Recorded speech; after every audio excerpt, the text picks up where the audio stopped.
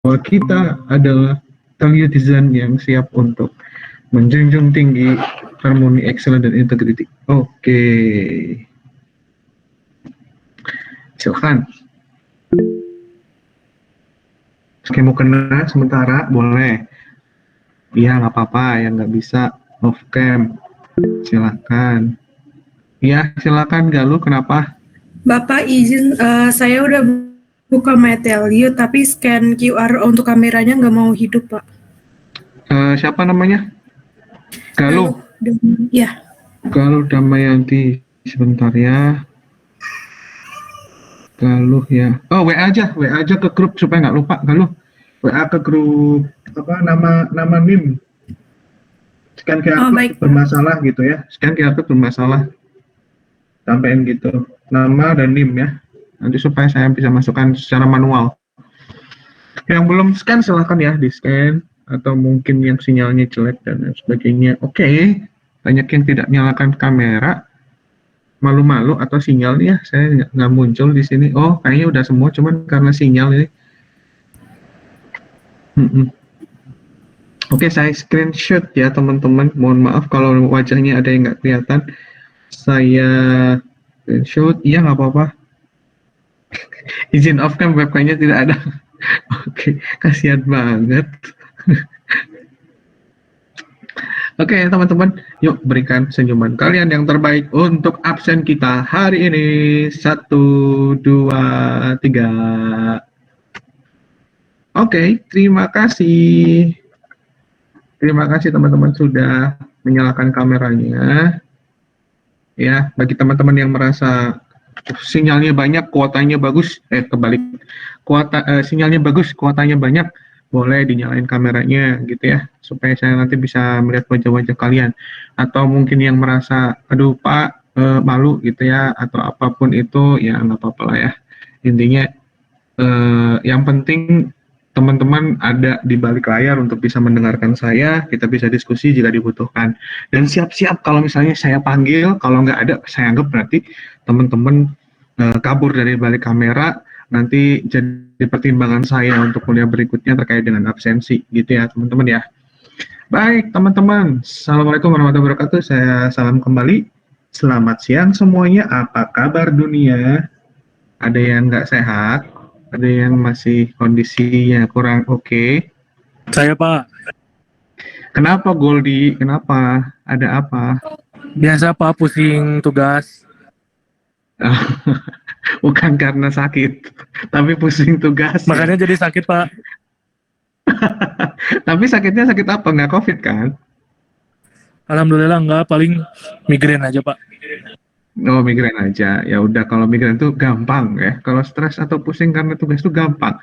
Caranya tuh healing aja gitu. Tuh, kayak Yuriko tuh, mainin kucing kan itu. Itu salah satu healing dia untuk stresnya, tugas dari stres tugasnya. Ya, dimainin kucingnya sebagai peri kehewanan ya, Yuriko, jangan di siksa kucing. Tapi kayaknya kucing yang nyiksa si Yuriko. Oke, kalau begitu ya teman-teman. Baik, kalau begitu kita akan mulai satu materi dan teman-teman akan mengerjakan kuis ya yang ada di LMS. Jadi di LMS jangan lupa untuk diselesaikan semua materi, semua tugas, semua kuisnya. Saya akan berikan pengantar materi 1 kali presentasi. Jadi nanti kita terus ada tanya jawab. Nanti kita akan lanjut teman-teman menyelesaikan kuisnya dan apapun yang ada di LMS ya. Saya izin share screen ya teman-teman ya.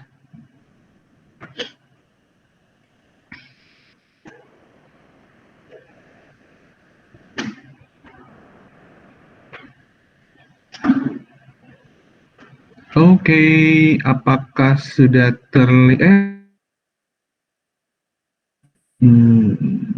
Ini dia. Apakah Sudah Pak. terlihat? Sudah terlihat ya, pertemuan 2, harmoni 1, keberagaman dan sikap saling percaya. Sudah ya, teman-teman. Kalau begitu kita mulai saja pertemuannya. Oke. Oke. Kita berbicara masalah keberagaman nih teman-teman. Keberagaman adalah dimensi apapun yang dapat digunakan untuk membedakan kelompok dan orang satu dengan yang lain, gitu ya. Oke, berikutnya menjunjung tinggi keberagaman. Perilaku penjunjung tinggi keberagaman adalah tentu bagaimana seseorang memberdayakan orang lain melalui sikap menghormati dan menghargai perbedaan. Ada yang bisa ngasih komentar nggak? Kira-kira apa sih sikap menghormati dan menghargai perbedaan ini yang mungkin pernah teman-teman lakukan mungkin? Kita berbagi pengalaman aja nih. Ada yang bisa ngasih pendapat? Boleh, open mic aja langsung. Saya Pak, gitu. Apa yang pernah Anda lakukan? Gak usah malu-malu, yuk. Silakan. Yuriko mungkin? Atau mungkin siapa tadi ya? Ada banyak kok. Ayo, kira-kira apa yang pernah kalian lakukan? Ingat-ingat deh. Siapa yang mau cerita? Kira-kira menghormati dan menghargai perbedaan. Apapun itu ya. Ini ada contohnya dalam bidang seperti perbedaan usia, jenis kelamin, etnis, agama, ideologi, sosial budaya, dan ekonomi. Perilaku ini biasanya muncul atas hasil kemampuan seseorang ketika menyesuaikan diri. Nah, ini saya pengen tahu contohnya dari teman-teman. Kira-kira pernah nggak sih melakukan sebuah perilaku, melakukan sebuah sikap gitu ya, yang muncul ketika harus menyesuaikan diri karena perbedaan? Ada nggak? Yuk, jangan malu-malu dong. Contohnya siapa? Tarin ada nggak Tarin? Tarin? Hadir Pak, bentar Gimana, lagi setting dulu Pak. Tapi setting tadi apa? pertanyaannya itu ya, sikap menghargai ya. Sikap menghargai saya sih berteman dengan siapapun gitu, jangan memilih teman. Kalau misalnya pekerjaan atau proyek ya profesional aja gitu, jangan membanding-bandingkan dengan agama, mungkin gitu aja sih Pak. Jangan memilih-milih gitu. Iya, jangan pilih-pilih ya gitu ya. Jangan dianggap bahwa kamu cantik, kamu cakep, kamu enggak, kurang gitu ya misalnya. Jadi semuanya sama di mata Tuhan pun kita sama semua gitu ya. Terima kasih Tarin. Ada yang angkat tangan? Yang angkat tangan langsung open mic aja. Saya nggak bisa ngelihat kalian. Ini saya lagi buka presentasinya soalnya. Yuk, silakan. Halo. Goldie mungkin, Goldie. Yuriko, Anissa, siapapun deh. Yuk, salah satu. Ya, langsung open mic yang angkat tangan. Atau yang ngisi chat. Siapa sih? Duh, saya jadi penasaran kan. Siapakah? Oh, kamar mandi. Ya, saya pernah minjemin akun Peduli Lindungi saya ke teman saya untuk pergi gereja, Pak. Oh, alhamdulillah. Wow, luar biasa. Mic saya nggak nyala. Terima kasih Fatma Sari Muzakir. Wah, luar biasa sih ini. Supaya dia bisa beribadah ya, tetap beribadah ya. Terima kasih ya. Itu salah satu bentuk respect ya kita untuk bisa teman-teman. Tapi juga kita juga harus mempertimbangkan ya teman-teman. Mempertimbangkan apakah yang kita lakukan itu sudah sesuai atau belum. Takutnya begini, kalau selama temennya itu sehat dan tidak terkonfirmasi positif COVID, nggak apa-apa gitu ya, karena mungkin lagi error, peduli lindunginya dan sebagainya. Tapi kalau misalnya dia dia positif ya jangan dong ya. Seperti itu kurang lebihnya. Igit, saya punya teman beragama Kristen Pak. Jadi kalau janjian ketemuan pasti menyesuaikan dia kalau udah pulang gereja, dan kalau jalan juga mereka nungguin saya sholat juga Pak. Alhamdulillah. Wow, luar biasa ya. Jadi kita saling menghargai satu sama lain, menghormati dan lain sebagainya. Terima kasih. Siapa nih? Igit. Mana sih Igit? Saya pengen dengar suaranya. Igit, open mic dong. Mana sih? Halo. Hadir Kit. Gimana Kit? Kamu waktu itu emang sering punya teman yang beragam ya? Ada yang Nasrani, ada yang Muslim gitu ya Git ya? Jadi saling menunggu ya? Bukan pacar kamu kan Git? Oh, bukan ya. Soalnya kalau ya sudahlah, intinya kalau pacar tuh agak susah gitu ya bertemunya. Ya meskipun saling menghormati ya gitu ya. Ya begitulah teman-teman. Oke, terima kasih Igit. Ada lagi nggak yang mau komentar? Nggak harus di chat sih, open mic aja nggak apa-apa supaya saya bisa dengar merdunya suara kalian. Boleh? Yuk, ada lagi nggak? yang pernah bersikap menghormati temennya atau siapapun itu, atau mungkin punya keluarga dan lain sebagainya. Boleh loh. Ada lagi nggak? Ada? Satu lagi deh, satu lagi. Satu lagi deh. Siapa? Yuk. Ada.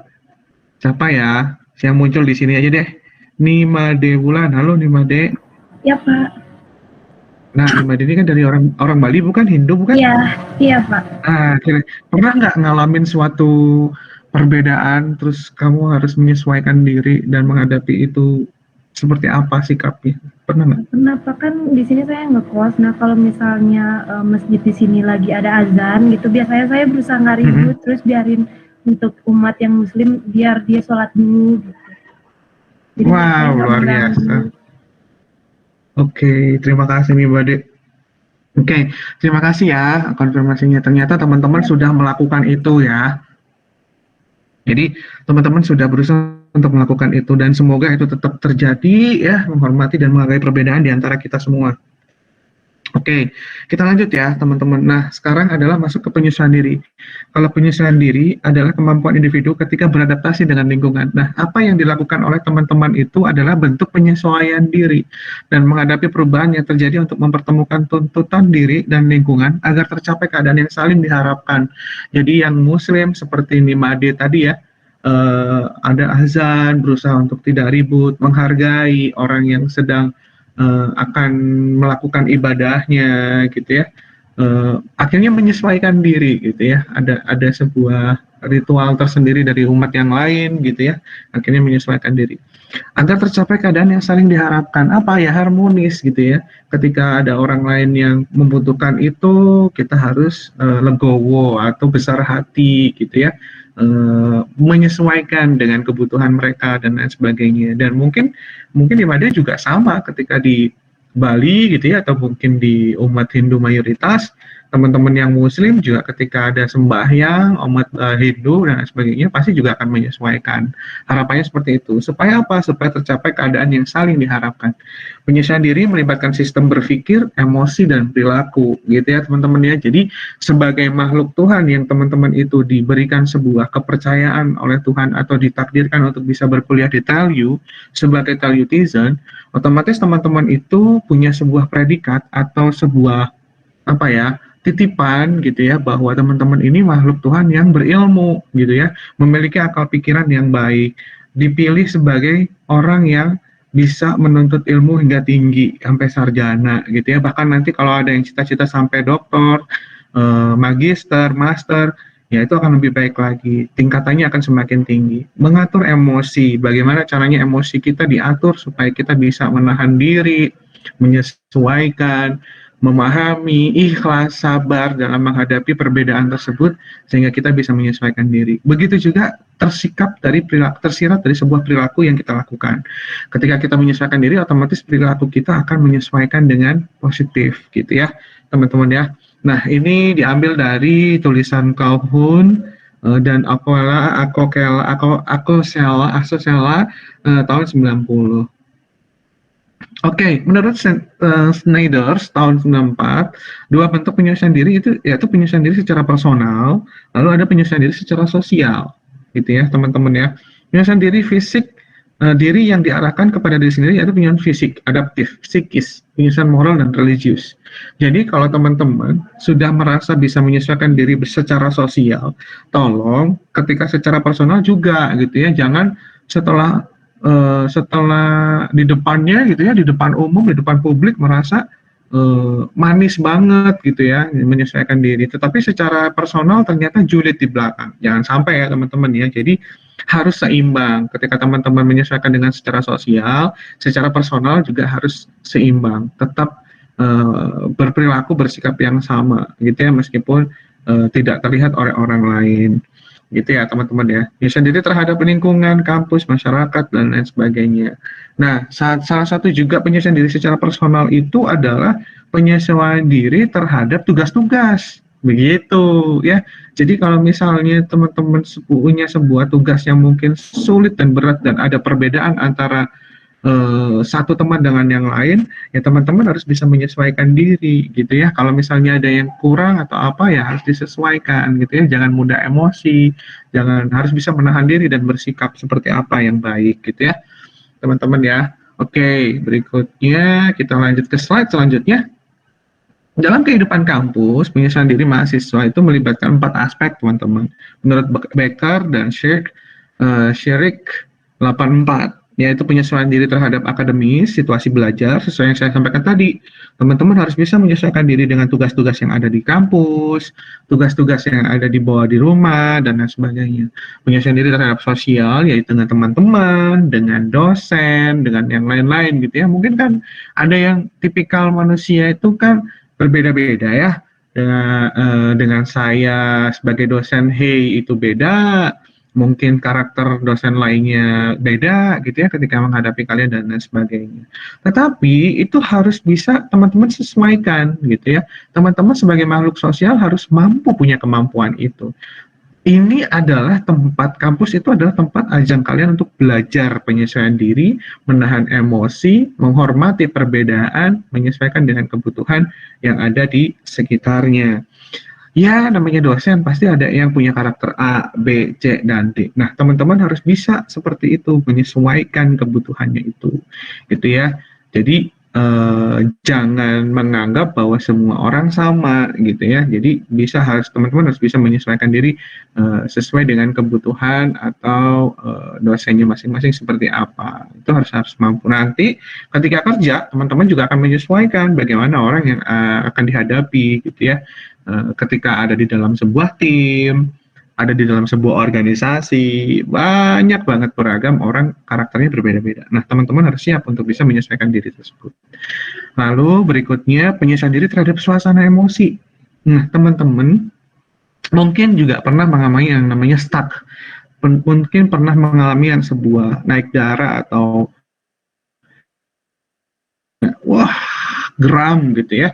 Tapi teman-teman, ingatlah bahwa kita itu adalah makhluk Tuhan, manusia yang paling mulia, yang kebetulan dinaikkan derajatnya karena sedang bersekolah atau menuntut ilmu di kampus Telkom University, yang notabene bahwa Telkom University itu adalah perguruan tinggi ya, apalagi perguruan tinggi yang baik. Nah, otomatis harusnya teman-teman pahami itu bahwa oh ya, Talyutizen itu nggak akan yang seperti itu, akan bisa meredam emosi, akan bisa menahan diri, gitu ya, terhadap situasi dan kondisi yang mungkin tidak sesuai dengan harapan teman-teman, gitu ya, teman-teman ya. Ingat, gitu ya, apapun itu bentuknya teman-teman ya, misalnya ada yang membuli di sosmed, dimanapun, gitu ya, atau mungkin ada yang julid ya, ada di Instagram atau apapun, atau mungkin di luar sana ketika bertemu dan lain sebagainya, tahan emosi dan ingat bahwa teman-teman itu adalah insan pendidikan, insan yang berilmu, bahwa segala sesuatunya itu dilakukan atau disolusikan dengan otak dan sikap yang intelek, bukan dengan cara yang sarkas dan cara yang tidak tepat sehingga dapat merugikan teman-teman sendiri. Itu ya teman-teman ya.